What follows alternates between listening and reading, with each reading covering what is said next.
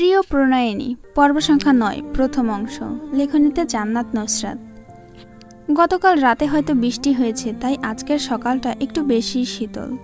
সূর্য তার নিস্পৃহ রশ্মি দিয়ে দুধে ছড়াচ্ছে পৃথিবীর বুকে। ভেজা মাটির সোদা গন্ধ নাসারন্ধ্রের ভেতর দিয়ে সুরসুর করে প্রবেশ করছে। রাস্তার একপাশে ঝিমিয়ে পড়ে আছে কিছু গাছের ডাল, যা গতকাল রাতে বাতাসের তাণ্ডবে ভেঙে পড়েছে।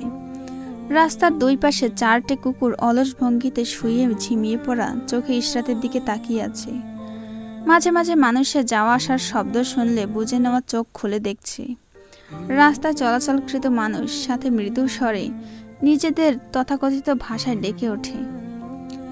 ইশরাত আলগোছে কুকুরগুলোর পাশ কাটিয়ে গেল। যেতে যেতে হাতে থাকা বিস্কিটের প্যাকেট থেকে 4 টুকরো বিস্কিট দিল কুকুরগুলোর উদ্দেশ্যে। আনমনে যখন হেঁটে যাচ্ছিল সামনের দিকে, একটা কুচকুচে কালো রঙের কুকুর ভোঁ করে ইশরাতের পাশ কেটে চলে গেল। আকস্মিক কুকুরকে দেখে ইশরাত ভয়ে তাড়াহুড়ো করে বাঁ পাশে সরে যেতেই ধাক্কা লাগলো শক্তপোক্ত পুরুষের বুকে। সুরসুর করে নাসারন্ধ্রে প্রবেশ করলো মেনলি পারফিউমের কড়া গন্ধ। হঠাৎ করে ধাক্কা লাগায় একটু জোরে আঘাত লাগলো নাকে ও কপালে। ইশরাত বিরক্ত ভঙ্গিতে নিজের হাত তুলে কপালে স্পর্শ করলো, তারপর নাকে হাত বুলালো। নাকে হাত বোলাতে বোলাতে উপরে চোখ তুলতে তাকাতেই চোখাচোখি হলো ককোয়া বর্ণের চোখের সাথে, যা আসলে কালো নাকি ব্রাউন ঠিক বোঝা গেল না। সূর্যের হালকা দীপ্তি সুঠাম দেহের জাইনের এক চোখে পড়ায় এক চোখ দেখতে কিছুটা বাদামি দেখাচ্ছে এবং অন্য চোখটি কালো বর্ণের। সুদীর্ঘ পুরুষালী জাইনের শরীরের কাছে ইশরাতের শরীর একটু ছোট বলে মনে হলো। ইশরাত বিরক্তি প্রকাশ করতে গিয়েও থেমে গেল। দোষ তো তারই। চোখ উপরে তোলে হাঁটায় তো ধাক্কা লাগলো বেচারার সাথে, তাই কথা না বাড়িয়ে এক হাতের তালু দিয়ে নাকে মাসাজ করে ধীরে সুস্থে সরে আসতে নিবে চুলের শক্ত টান অনুভব করলো। আবারও সরে আসার চেষ্টা করতেই এবার একটু বেশি ব্যথা পেল। চোখ মুখ খিচে নিল মেয়েটা। মুখ দিয়ে বের হয়ে আসলো এলোমেলো ব্যথাতুর শব্দ। ব্যথায় মুখ নীলবর্ণ ধারণ করেছে। ঠোঁট দিয়ে ঠোঁট চেপে ধরেছে। ততক্ষণে চোখে জমা হয়েছে একগুচ্ছ পানি। অতিরিক্ত ব্যথা পাওয়ার দরুন ইশরাত চোখ তুলে আবারও উপরের দিকে তাকায়। চোখাচোখি হয়ে যায় জাইনের সাথে। জাইন তখনও ইশরাতের দিক থেকে চোখ সরায়নি। স্থির চোখে চোখ রেখে দাঁড়িয়ে থাকে। দূরে এক বাসার দোতলার বারান্দা থেকে গিটারের শব্দ ভেসে আসছে, তার সাথে মেনলি কোল্ড গলায় দুটো গানের লাইন ভেসে আসলো। দূরে দূরে কেন থাকো, পাশে এসে হাতটি ধরো, চোখে চোখ রেখে বলো ভালোবাসি। ইশরাত ঠোঁটে ঠোঁট টেপে জাইনের বোতাম থেকে নিজের চুলগুলো আলগোছে ছাড়িয়ে আনার চেষ্টা করে। তখনই জাইনের গম্ভীর গলায় বলা কথা শুনে বোতাম থেকে চুল ছাড়ানোর হাতটা থেমে গেল। জাইন বলছে, দেখা শেষ আমাকে। ইশরাত জাইনের কথার মানে বুঝল না, তাই নিজের বাদামি বর্ণের চোখের মনি উপরে তুলল। সূর্যের রশ্মি ইশরাতের চোখের দিকে সরাসরি পতিত হয়। বাদামি বর্ণের চোখ দুটো আলোর উপস্থিতিতে জ্বলজ্বল করে ওঠে। মাথা দুই পাশে নাড়িয়ে ভুরু কুঞ্চিত করে জানতে চায় এর মানে কি। জাইন ইশরাতের কথার কোনো উত্তর না দিয়ে নিজের হাত দ্বারা ইশরাতের হাত সরিয়ে দেয় নরমভাবে। ইশরাতের কাছে মনে হলো এই বেটা তাকে এমনভাবে স্পর্শ করছে যাতে তার হাতে একটু জোরে প্রয়োগ করলেই সে ব্যথা পাবে। অবাক চোখে হাঁ করে যখন সে জাইনের দিকে তাকিয়ে থাকে, জাইন তখন নিজের শার্টের বোতাম থেকে যত্ন সহকারে ইশরাতের চুলগুলো ছাড়াতে ব্যস্ত। অনেকক্ষণ কাটার পর ইশরাত যখন দেখল জাইন এখনো চুল ছাড়াতে পারছে না, সে এবার হাত দিয়ে চুল টেনে ছেড়ে নিয়ে আসতে চাইল বোতাম থেকে।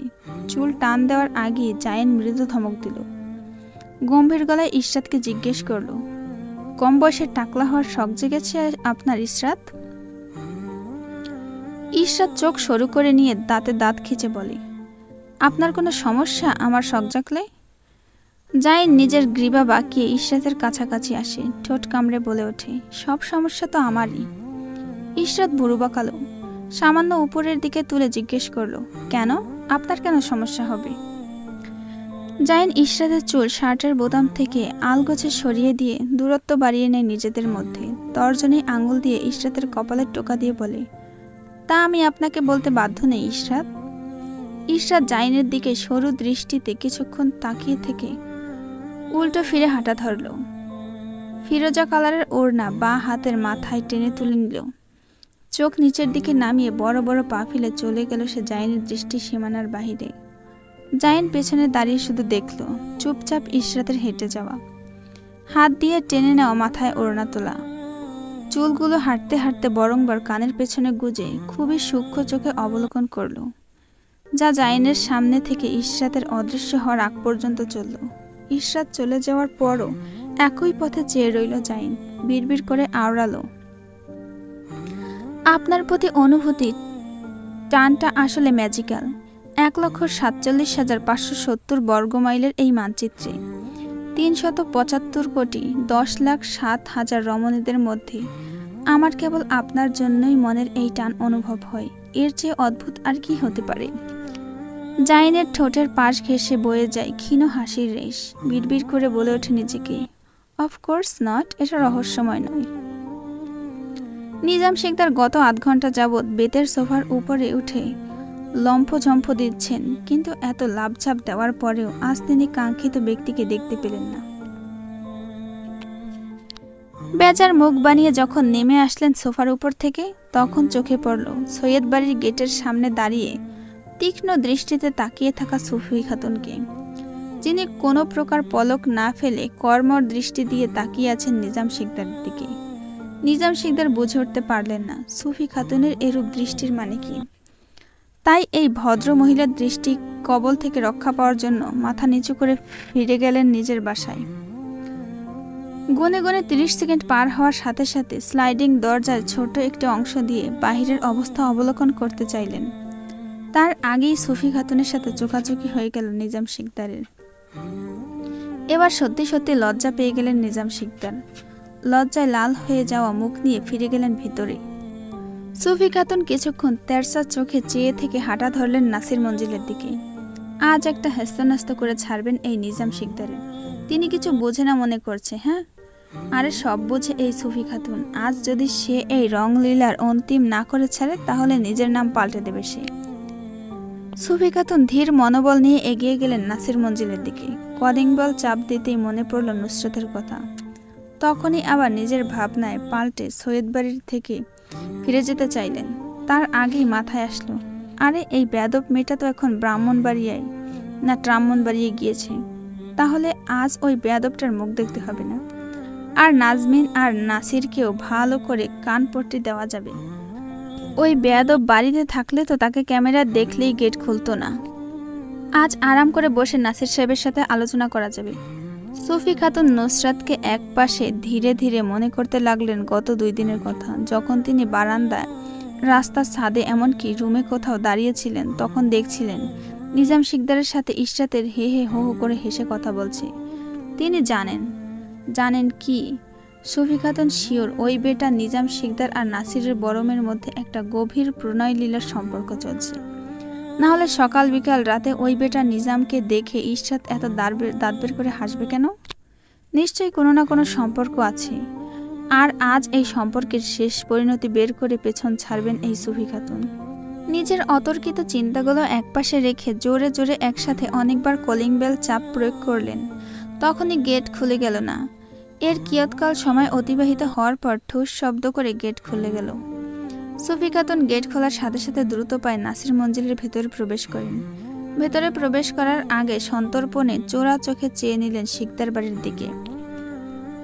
আর তিনি যা ভেবেছেন তা একদম মিলে গেল। নিজাম শিকদার লুকিয়ে লুকিয়ে এই দিকেই তাকিয়ে আছেন। সুফি খাতুন নিজেকে বাহবা দিলেন, নিজ মনে নিজের গুণগান করলেন, বাহ সুফি বাহ, তোর বুদ্ধির জবাব নেই, যা ভেবেছিলি তাই বের হয়ে আসলো। সৈয়দ বাড়ির ড্রয়িং রুমে বসে আছেন নাসির সাহেব। চোখে নিজের লাল খয়েরি চশমা, হাতে কিছু কাগজপত্র, হয়তোবা সৈয়দ চয়েসের কাগজপত্র এগুলো। পাশে হিসাবের খাতা রাখা। সচরাচর হিসাব নিকাশের কাজ ইশরাত করে। আজ ইশরাত বাহিরে থাকায় নাসির সাহেবকেই বসতে হয়েছে হিসাব নিকাশের খাতা নিয়ে। কাগজপত্রে চোখ বোলাতে বোলাতে নাসির সাহেব ডাক ছুড়লেন নাজমিন বেগমের দিকে। নাজমিন বেগমের প্রতি উত্তর তৎক্ষণাৎ ভেসে আসলো জি বলে।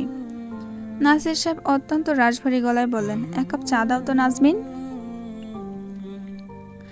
নাজমিন বেগম কিচেনে দাঁড়িয়ে থেকে কাজ করতে করতে তাড়াহুড়ো গলায় বলল, দিচ্ছি, অপেক্ষা করুন, আগে মায়ের টিফিনটা রেডি করে নেই। নাজমিন বেগমের কথা শেষ হতেই বাড়িতে আবারও শুনশান নীরবতা নেমে আসলো। কাগজপত্র অলস ভঙ্গিতে সেন্টার টেবিলে রেখে চোখ বন্ধ করে নিলেন নাসির সাহেব। মৃদু কণ্ঠে জিজ্ঞেস করলেন নাজমিন বেগমকে, কবে আসবে নুসরাত? গতকাল রাতে কল দিয়ে বলল আরও 2 দিন থাকবে নাকি, এখনও তার পুরো ঘোরাঘুরি শেষ হয়নি। নাজমিন বেগম কথা শেষ করে দীর্ঘশ্বাস ফেললেন। মেয়েগুলো বাড়ি ছাড়া হলে একদম বাড়িটা নীরব হয়ে যায়। ইশরাত তো প্রয়োজন ছাড়া কারোর সাথে কথাই বলে না। যদি ইচ্ছে হয় তাহলে হঠাৎ 2-1টা কথা বলে, গল্প করে, কিন্তু নুসরাত মুখ থেকে তো কথাই সরায় না। ফালতু জিনিস নিয়ে বকবক করতে থাকে সারাদিন। যখন থেকে ব্রাহ্মণবাড়িয়ে গিয়েছে বাড়িটা এক প্রকার মৃত বাড়ির মতো পড়ে আছে। সোফার উপর থেকে মোবাইলটা হাতে তুলে নিয়ে সময় দেখলেন নাসির সাহেব। 12:40। কল লিস্টে ঢুকতেই সবার আগে চোখে পড়ল নুসরাতের নাম্বার। সেদিক থেকে চোখ সরিয়ে নিয়ে আম্মু লেখা নাম্বারটাতে কল দিলেন। 2-3 বার রিং হওয়ার পর ওপাশ থেকে ইশরাতের নরম গলার স্বর ভেসে আসলো, হ্যালো আব্বু। ইশরাত নিজের কথা শেষ করার আগেই নাসির সাহেব নিজের কথা ঢুকিয়ে দিলেন। অত্যন্ত গম্ভীর কণ্ঠে জানতে চাইলেন ইশরাতের নিকট, কখন বাড়িতে আসবে? তোমাকে নিতে আসবো? ফোনের অপর পাশ থেকে ইশরাতের মৃদু হাসির শব্দ ভেসে আসলো। ঠোঁট টিপে হাসি আটকানোর চেষ্টা করে বলল, জি না আব্বু, আমি প্রায় চলে এসেছি, আপনাকে আসতে হবে না। নাসির সাহেব ও বলে ফোন কেটে দিলেন। হাতের ফোন রাখার আগেই ওয়ালপেপারের দিকে তাকিয়ে ঠোঁটে ফুটে উঠল ঈষৎ হাসি। ওয়ালপেপারে লেগে আছে নুসরাত আর ইশরাতের হাসি মাখা ছবি। নাসির সাহেব মেয়েদের ছবির উপর হাত বুলিয়ে নিয়ে বিড়বিড় করে আওড়ালেন, আমার আব্বা আম্মা।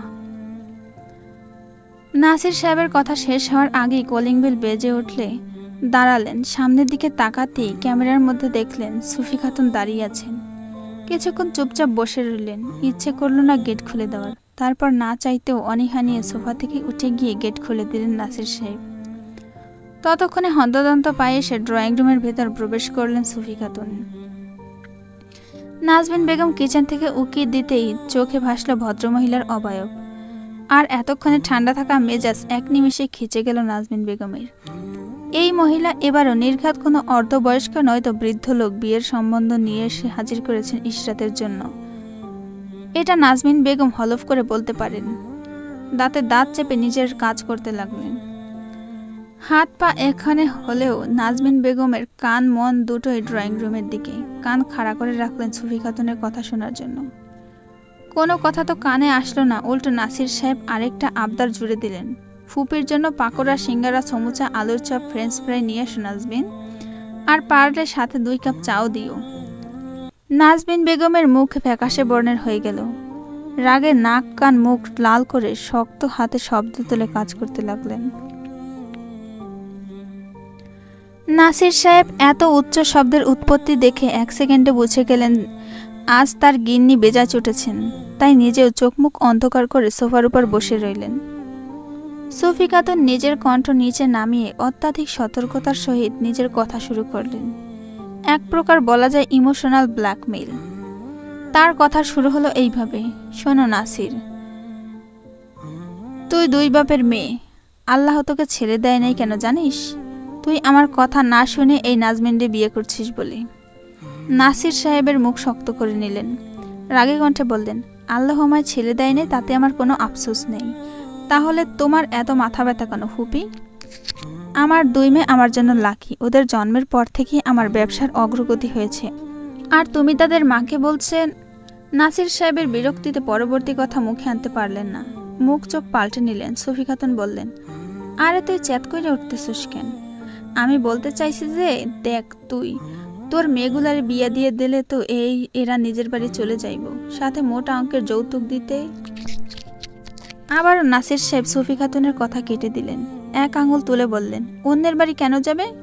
আমার মেয়েদের আমি আমার বাড়িতেই রাখবো, আর অত্যাধিক প্রয়োজন হলে বিয়ে দিয়ে ঘর জামাই করে রাখবো। সুফি খাতুন মনে মনে শয়তানি হাসি হাসলেন। ঝটপট বললেন, আর ছেলে যদি ঘর জামাই না থাকতে চায়? নাসির সাহেবের কাছে এই প্রশ্নেরও উত্তর আছে। তিনি উত্তর দিয়ে বললেন, বাড়ির আশেপাশে বিয়ে দিয়ে দেব। সুফি খাতুনের চোখে মুখে হাসির ঝুলিক ফুটে ওঠে। ক্ষীণ হাসি ঠোঁটে রেখে বলেন, এই তো লাইনে আসছিস তুই। আমি আশপাশ থেকে ছেলে পছন্দ করছি তোর মেয়ের জন্য। যেমন তাগড়া শরীর, তেমনি উঁচু লম্বা টকবগে যুবক ছেলেটা, আর সাথে বিত্তবান। ইশরাত রাজ করবে, রাজ। বাড়িতে মানুষ নেই বললেই চলে, একেবারে ছোট ফ্যামিলি। আর লোকটার জিম করা বডি ফিটনেস দেখলে তুই নিজেই লোকটার প্রেমে পড়ে যাবি। প্রতিদিন সকাল বিকাল রাত ছেলেটার বারান্দায় দাঁড়িয়ে লম্ফ মেরে জিম করে, আর রোজ বিকেল বিকেলে পার্কে হাঁটতেও যায়। বুঝতে পারছিস ফিটনেসের ব্যাপারে কতটা সতর্ক ছেলেটা? নাসির সাহেব মনপুত গলায় জানতে চাইলেন, ছেলের বয়স কত? সুফি খাতুন 2 হাত দিয়ে মাছি তাড়ানোর ভঙ্গিতে বলেন, আরে বয়সও একদম কম। তুই শোন আমার কথা, লোকটা ইশরাতের সাথে দারুণ মানাবে। তুই লোকটাকে দেখলে তোর মুখ হা হয়ে যাবে। কিন্তু ছেলেটার নাম কি, কি কাজ করে? সুফি খাতুন হাত দিয়ে ধীরে ধীরে কথা বলার কথা বলেন। নিচু স্বরে বললেন, আজ বিকেলে যখন ছেলেটা পার্কে হাঁটতে যাবে তখন তুই আর আমি দুজন গিয়ে ছেলেটার সম্পর্কে জেনে আসব। তাদের কথা শেষ হতেই নাজমিন বেগম ট্রেতে করে নাস্তা এনে রাখলেন সেন্টার টেবিলে। তীক্ষ্ণ চোখ সুফিয়া খাতুনের দিকে বুলিয়ে নিয়ে বললেন, আমাকে দেখে মুখ বন্ধ কেন করলেন ফুপি? বিশেষ কোনো আলাপ চলছিল নাকি আমার বিষয়ে? সুফি খাতুন মনে মনে ভেঙচি কাটলেন নাজমিন বেগমকে। মুখে মেকি হাসি ঝুলিয়ে আমতা আমতা করে বললেন, কই কিছু না তো নাজমিন। আর তোমাকে দেখেই কেনই বা আমরা কথা বলা বন্ধ করব? হা হা।